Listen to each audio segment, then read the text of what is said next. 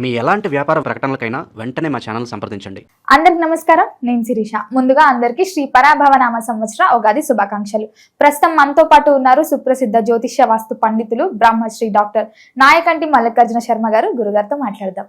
నమస్కారం గురుగారు. ముందుగా ఉగాది అనగానే మన తెలుగింటి వారందరూ గుర్తుకొచ్చేది వ్యక్తిగత జాతకాలు. సో ముఖ్యంగా చూసుకుంటే మరి ఈ సంవత్సరంలో ఉగాది పరంగా చూసుకుంటే వృశ్చిక రాశి వారికి ఎలా ఉండబోతుందంటారు? ఎలాంటి జాగ్రత్తలు తీసుకొచ్చింది? ఓం శ్రీ గురుభ్యో నమ. ఓం శ్రీ మాత్రే నమ. వాగర్ధ సంప్రోక్తో వాగర్ధ ప్రతిపత్తే జగతో పితృవందే పార్వతీ పరమేశ్వరౌ వ్యాసాయ విష్ణురూపాయ వ్యాసరూపాయ విష్ణవే నమో వై బ్రహ్మనిధి వాసిష్ఠాయ నమో నమ. గురు బ్రహ్మ గురు విష్ణు గురుదేవో మహేశ్వర గురు సాక్షాత్ పరబ్రహ్మ తస్మై శ్రీ గురవే నమ. శ్రీ పరాభవనామ సంవత్సరం. శ్రీ పరాభవనామ సంవత్సరం అంటే అనేక మార్పులు, అవమానాలు, అనుమానాలు, పరాభావాలు జరగకుండా చూసుకోవటం, పరాభవం జరిగిన తర్వాత ఎక్స్పీరియన్స్ని అనుభవించడం. అలాంటి అనుభవించే రామ సంవత్సరమే శ్రీ పరాభవనామ సంవత్సరం. ఇప్పుడేం పెద్దగా పరాభవాలు జరుగుతున్నా కూడా ఇలా దులుపుకొని వెళ్ళిపోతున్నారు. ఇప్పుడేం మానసికంగా ఏం ఆందోళన పడేవాళ్ళు ఎవరు లేరు ఇక్కడ ప్రపంచంలో. జరిగితే జరిగింది, అవమానం జరిగితే జరిగింది, ఎవడనుకుంటే ఏమి లేని విచ్చలవిడితనం ఎక్కువైపోయింది వీళ్ళకి. శ్రీ పరాభవనామ సంవత్సరం ఏంటి, ఏ నామ సంవత్సరం వచ్చినా ప్రజలు అంతే ఉన్నారు వాస్తవంగా అయితే. ఎందుకంటే అలాంటి పరిస్థితులు ఎక్కువగా ఉన్నాయి. అయితే శ్రీ పరాభవనామ సంవత్సరంలో ముఖ్యంగా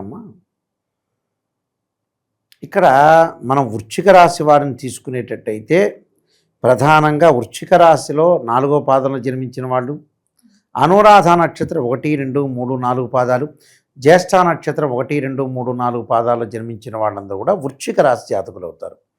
ఈ వృశ్చిక రాశి వాళ్ళకి చాలా అనుకూలంగా ఉంటుందని చెప్పుకోవచ్చు. 11 ఆదాయం, 8 ఖర్చు. రాజ్యపూజ్యం అనేది 2, అవమానం 6 ఉంటుంది. ఆ మాత్రం డబ్బులు సంపాదించాలంటే అవమానపడాల్సిందేగా మనిషి. లోకంలో జరిగేది ఏదేగా. అయితే గ్రహగమనగతుల విషయానికి వస్తే ఇవన్నీ కూడా గోచారీత్యా చెప్పబడే ఫలితాలు అంటారు.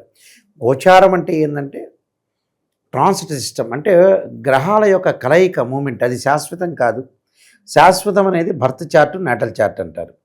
అంటే జన్మలగ్నాన్ని అనుసరించి ముందుకు వెళ్ళే చార్ట్ అనేది. గురువు ధనకారకుడు, సంతానకారకుడు, యశస్సును కీర్తిని ఇచ్చే ప్లానెట్ ఏమిటంటే గురువు.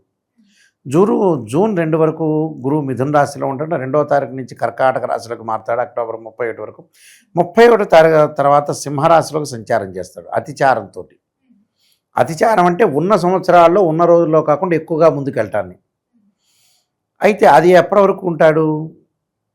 అక్టోబర్ 31 నుంచి డిసెంబర్ 18 వరకు ఉంటాడు. డిసెంబర్ 18 మళ్ళీ వక్రగతిలోకి వెళ్ళిపోతాడు. శని జూలై 25 దగ్గర నుంచి అక్టోబర్ 31 వరకు కూడా,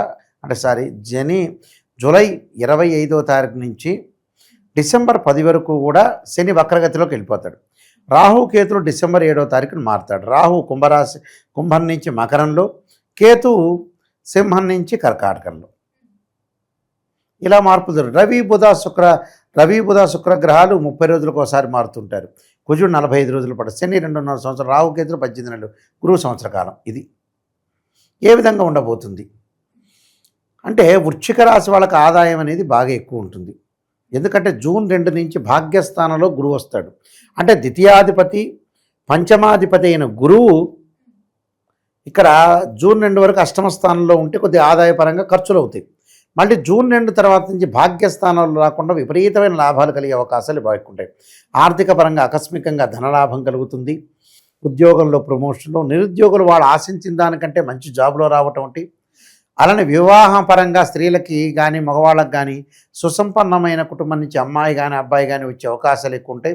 ప్రేమించిన యువకులు ఎవరైతే ఉంటారో పెద్దలను ఒప్పించి పెళ్లి చేసుకునే అవకాశాలు ఉండటం. సంతానం లేని వారికి సంతానం కలిగే అవకాశాలు బాగా ఎక్కువ ఉంటాయి. అంటే సంతానం సంపదప్రదం అంటారు.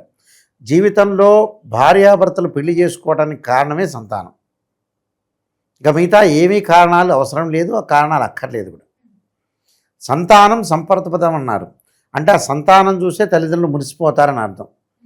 పెళ్ళికి అర్థము పరమార్థము ఏమిటంటే సంతానమే చాలా ఇంపార్టెంట్.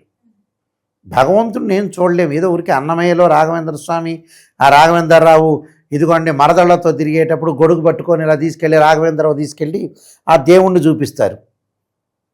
పాపం ఈ రాఘవేంద్రరావు వీళ్ళందరి వల్ల భక్తి పెరిగింది కానీ తల్లిదండ్రులను పక్కన పడేశారు. భక్తి పెరగకూడదని కాదు, భక్తి పెరగటం మంచిదే, కానీ అసలు జనాల్ని మొత్తం తీసవతల పడేస్తున్నారు. ఇప్పుడు మాకు భక్తి కావాలి, భగవంతుడు కావాలి, ఏ పని చేసినా సరే నాకు భగవంతుడిని ఆయన దగ్గరికి వెళ్తే పాపం పరిహారం అవుతుంది, పాప ప్రక్షాళన చేసుకుంటున్నారు. భగవంతుడు ఏం తిక్కలాయన ఏం కాదు. ఇవన్నీ నువ్వు పొద్దుగులు వస్తున్నావరా, నీకేం ఒకసారి 2 సార్లు ఎగ్జామ్షన్ ఇస్తాడు, 100 సార్లు ఎగ్జామ్షన్ ఏమి ఇవ్వడు. ఈ మోడల్లో జరుగుతుంటుంది. ఇక్కడ సంతానం అనేది సంపర్పదం, సంతానం కలగటమే శ్రేయస్కరం. ఎందుకంటే ఒక స్త్రీమూర్తికి తల్లికి సంతానం కలిగితే 100 మార్కులు వచ్చినట్టు అర్థం వాస్తవంగా. ఇవన్నీ పాపం సుందరకాండ సినిమాలో, వెంకటేశ్వర సినిమాలో చూశారు చాలామంది ఇలాంటివన్నీ కథలన్నీ. అంటే రజస్వరాలు అయితే ఇంత పాపం ఆ అమ్మాయికి ఇంత పర్సంటేజ్ అంటే స్త్రీలకు రజస్వరాలు అయితే ఒక పెద్ద మనిషి అయినట్టుగా, పరిపూర్ణమైన కంప్లీట్ మ్యాన్ అయినట్టుగా, ఏజ్ పెరిగే కొద్దల్లా పాపం ఆ అమ్మాయి అనుభవాన్ని సంపాదించుకుంటుందని, లోకంలో ప్రపంచ జ్ఞానం వస్తుందని, అలానే ఒక తండ్రి దగ్గర, ఒక అన్న దగ్గర, తర్వాత స్వతంత్ర భావాలు వచ్చి ఉద్యోగాలు అవన్నీ సంపాదించుకోవటం, మంచి ఎడ్యుకేషన్ పరంగా పెద్ద ఆఫీసర్గా కావటం, తర్వాత భర్త, ఇవన్నీ సపోర్ట్ ఉంటాయి.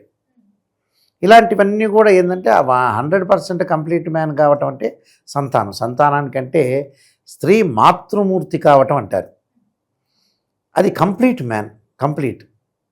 ఒకవేళ భర్త చెడ్డవాడైనా పిల్లలు ఉంటారు తోడుగా సహకారంతో, అది కూడా చాలా ఇంపార్టెంట్. అందువల్ల ఇక్కడ గురువు వల్ల మంచి జరిగే అవకాశాలు ఎక్కువగా ఉంటాయి. అయితే శని వల్ల ఎలాంటి ప్రభావాలు జరగబోతున్నాయి? శని వల్ల శని జూలై 25 దగ్గర నుంచి డిసెంబర్ 10 వరకు కూడా వక్రస్థితిలోకి వెళ్ళిపోతాడు. శని అప్పుడైనా ఇప్పుడైనా ఎప్పుడైనా కూడా ఈ రాశి వాళ్ళకు పెద్దగా అనుకూలంగా ఉండదు. తల్లి యొక్క ఆరోగ్య విషయంలో కానీ, స్థానచలనాన్ని జరగటాన్ని, ఉద్యోగంలో ప్రమోషన్లు ఇలాంటివి జరిగే సందర్భాలు ఎక్కువ ఉంటాయి. రాహు వల్ల కూడా తల్లిదండ్రుల యొక్క ఆరోగ్యపరంగా జాగ్రత్త ఉండాలి. అంటే డిసెంబర్ 7 నుంచి రాహు మారుతాడు, కుంభం నుంచి మకరంలోకి వెళ్ళిపోతాడు. డిసెంబర్ 7 నుంచి బాగుంటుంది రాహు యొక్క ఫలితం వల్ల వీళ్ళకి. డిసెంబర్ 7వ తారీఖు నుంచి వృశ్చిక రాశి వాళ్ళకి అనుకూలంగా ఉంటుంది. విదేశాలకు వెళ్ళటం, అంటే విదేశాలకు ఎప్పుడు వెళ్తాం గురువుగారు అడిగేవాళ్ళు ఉంటారుగా, 7వ తారీఖు నుంచి అనుకూలంగా ఉంటుందని చెప్పొచ్చు. అది అంటే అన్నదమ్ముల మధ్యలో సఖ్యత, పిత్రార్జితం బాగా కలిసి రావటం, ఒకటి కోర్టు సమస్యలు తగ్గే అవకాశాలు బాగా ఎక్కువ ఉంటాయి. విదేశాల్లో ఉన్న వ్యక్తులకు కూడా వ్యాపారాలు చేసే అవకాశాలు ఎక్కువ ఉంటాయి. ఇక్కడ కంపెనీ త్రూ కూడా విదేశాలకు వెళ్ళే అవకాశాలు ఎక్కువ ఉంటాయి. కేతు వల్ల మోక్ష మార్గం, తీర్థయాత్రలు, పుణ్యక్షేత్రాలు, కోర్టు సమస్యల పరిష్కారం జరిగే అవకాశాలు ఎక్కువ ఉంటాయి. అంటే ఇవన్నీ కూడా వాళ్ళకి జరుగుతాయని అర్థం. వివాహానికి సంబంధించిన విషయాలు కూడా అనుకూలంగా ఉంటుంది అని అర్థం. అయితే కొన్ని విషయాలను మనం ప్రత్యేకంగా చూసుకునేటట్టయితే అర్ఘంచ స్వకులాచారం అంటారు. అంటే గృహలాభం, శుభోజనం, నిత్య స్త్రీ జన సంపర్క, నవమస్తే భవే దుర్గే అంటారు.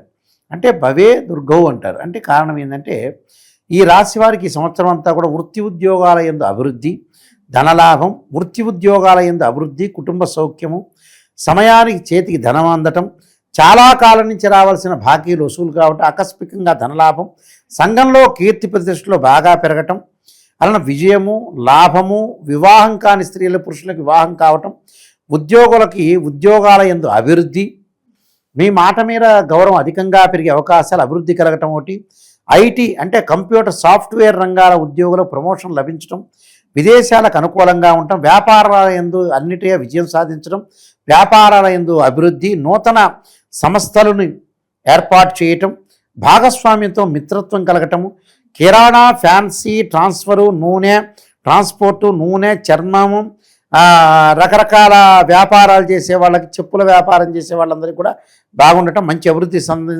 అభివృద్ధి కలిగే అవకాశాలు, మెడికల్, రియల్ ఎస్టేట్ వాళ్ళకి, ముడి సరుకులు, కంప్యూటర్ సాఫ్ట్వేర్ ఎంప్లాయీస్కి, పండ్లు, పూలు, నూనెలు అంటే పండ్లు, పూలు, బజ్జీలు వేసేవాళ్ళు చిరు వ్యాపారులు అంటారు వాళ్ళకి, ఎలక్ట్రికల్, ఎలక్ట్రానిక్స్, పబ్లిషర్సు, సినిమా, బ్యూటీ పార్లర్లు, ఇలా వీళ్ళందరికీ కూడా అనుకూలంగా ఉంటుంది. నూతన వ్యాపారానికి వ్యాపారం అనేది ప్రారంభం చేయొచ్చు, అధిక లాభాలు కలిగే అవకాశాలు ఎక్కువ ఉంటాయి. ఏ వ్యాపారులకైనా అనుకూలంగా ఉంటాం, విద్యార్థులకు అనుకూలంగా ఉంటాం, మంచి భవిష్యత్తు, ర్యాంకులు వచ్చే అవకాశాలు బాగా ఎక్కువ ఉంటాం, రాజకీయ నాయకులకు పదవి వచ్చే అవకాశాలు, మంచి లాభాలు, రైతులకు కూడా అన్ని పంటలు మంచి లాభాలు కలిగే అవకాశాలు ఉంటాయి. అన్ని విషయాలు లాభదాయకంగా ఉంటుంది. కుటుంబ గౌరవం పెరిగే అవకాశం ఉంటుంది. దీర్ఘకాలిక రోగాలకు కూడా ఉపశమనం లభించే అవకాశాలు ఉంటాయి. ఈ సంవత్సరం అంతా కూడా అనుకూలంగా ఉంటుంది. అక్టోబర్ నుంచి డిసెంబర్ మాత్రమే కొంత జాగ్రత్త ఉండాలి.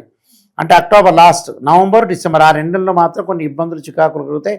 టోటల్గా ఎవ్రీథింగ్ విల్ బీ ఓకే అని చెప్పుకోవచ్చు. వీళ్ళకి అంతా అనుకూలంగా ఉన్నాయి. ఇంకా మరింత మనిషి ఆశాజీవి కాబట్టి ఇంకా భగవంతుడిని కొలిస్తే 100 కోట్లు కాస్త 200 కోట్లు వస్తాయి అనుకునే వ్యక్తులు చాలామంది ఉంటారు కదా, వాళ్ళందరికీ కొన్ని పరిహారాలు చేసుకుంటే సరిపోతుంది. వాళ్ళు మరి ఎలాంటి పరిహారాలు చేసుకోవచ్చు అంటారు? వీళ్ళు ముఖ్యంగా జూన్ 7 వరకు రాహు యొక్క ఆరాధన చేయాలి. అమ్మవారి యొక్క రాహు యొక్క అధిష్టాన దేవ దుర్గాదేవిని, అలానే అర్ధకాయం మహావీరం చంద్రాదిత్యమర్ధనం సింహకాగర్భ సంభూతం తం రాహుం ప్రణమామ్యం అనే మంత్రాన్ని చదవటం ఒకటి. గణపతి యొక్క ఆరాధన చేయాలి. గకారంతో గరికతోటి గణపతి యొక్క ఆరాధన, ఎక్కడా కూడా విఘ్నాలు జరగకుండా, కాలంలో విఘ్నం జరగకుండా, మనకి విఘ్నం జరగకుండా విఘ్నేశ్వరుని ప్రార్థన చేయటం వల్ల మనకి విఘ్నం కలగకుండా ఉండే అవకాశం ఖచ్చితంగా ఉంటుంది. కాబట్టి గణపతి యొక్క ఆరాధన చేస్తే చాలా మంచి సుఫలితాలు జరిగే అవకాశం ఖచ్చితంగా ఉంటుందమ్మా. గురుగారు, మొత్తం మీద ఈ సంవత్సరంలో వృశ్చిక రాశి వారికి ఎలా ఉండబోతుంది, ఎలాంటి జాగ్రత్తలు తీసుకోవాలో తెలియజేసినందుకు ధన్యవాదాలండి. నమస్కారం.